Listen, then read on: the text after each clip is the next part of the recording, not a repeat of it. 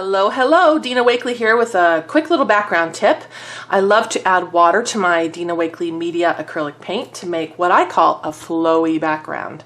And the key to these backgrounds is water and restraint. So you kind of have to put water with the paint, and then you have to step away and let it dry. And don't overwork it, because if you overwork it, you'll get rid of all these luscious brush strokes, and you want that to show. You want there to be variances in the paint and all that good stuff. So I thought I would create one and show you how I do it. I do think it's important to pre-gesso your substrate. So I am just using a piece of Ranger watercolor paper, and I gessoed it with my palette knife and the white gesso. You can try the black gesso. The colors will really pop if you use black gesso. It's kind of a fun way to start instead of white, so definitely try both. So I've gessoed. I have not gone all the way to the edge, and I've even missed a few spots here in the middle, and I don't worry about that because the paint will soak into the raw paper differently than it will soak into the gesso. And I like that play. I like to get that kind of tone-on-tone look without, you know, a whole lot of work. And you are going to need colors that will not turn brown on you, so you need to have your color wheel memorized, like I always say. But as a quick reminder, the colors that will turn brown are blue and orange, red and green and pink and green, and yellow and purple. It's actually more complicated than that, but that's a simple way to explain it. And you also need a mister with some water. I love the new distress sprayers. I'm addicted to this thing. I love it. I love it. Okay, so I am going to add a lot of water. I'm going to start with some water on my gesso. I think gesso helps because gesso will make the paint float on the surface for a bit. And that's what we want. We want it to float around and get that kind of watercolory look. So I'm going to add water to that little tip of Sky. I'm using Sky. And then what I'm doing is I'm wetting it, brushing my paintbrush through it, and then I'm pulling it through the water. And then I'm going to add another color, maybe over here. Getting down to the end of that one. Okay, so pink, magenta. And I'm going to brush it through. And one thing that I really like to do is I like to leave some areas of the paint thick, and then I like some areas of the paint to be really thin. I just think it gives you an interesting look. You always want a dichotomy. You always want contrast. So you want something very light and very dark. You want something bumpy and smooth. You want something thick and thin.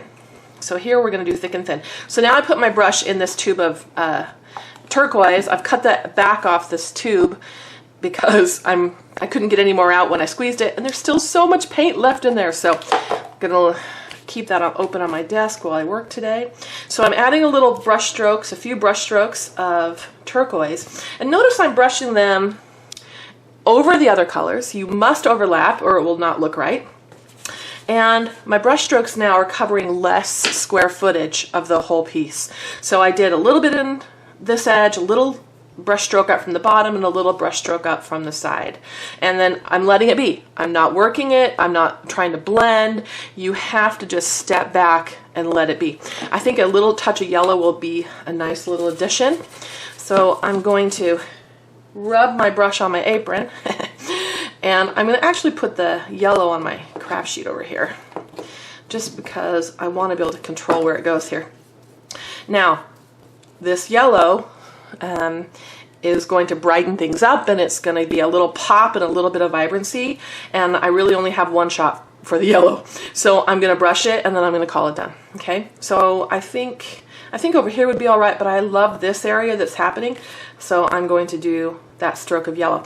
And then I'm putting the brush in the water. Now if I want that yellow to be more flowy, I could take my sprayer and add a little water to it. I love this here though. You can see the brush stroke in the piece. And that's why my brushes, the Dina Wakley Media brushes, have a stiff bristle, because as they go through that heavy body paint, they hold the brush stroke. And I like that, and I like that over here it's kind of flowy into the background. So I'm gonna leave that and let that dry. This is super wet, and so you must not touch it. You must let it be, leave it be, and let it dry all the way. Because I can't leave it alone, I'm going to put one finger strike one finger stroke of night. So I put a little night, my favorite dark neutral navy, and I'm going to also put a little stripe of navy there. And notice how just that little bit of dark, it makes the piece look more interesting, because I have something very light, which is my white space, because I'm Dina and I would never cover the whole thing. And I like something very dark. So that little tiny stroke of dark there makes it look complete. And I'm getting wonderful blending here with the puddles of water. And over here on the edges, you can see where the paint has soaked in differently to the raw paper as it is floating around on the gesso. And I like that. And I'm just going to let this soak, and excuse me, I'm just going to let this dry. And I will take a photograph of it so you can get a close-up view as well. And then this background's perfect for your chosen techniques that come next.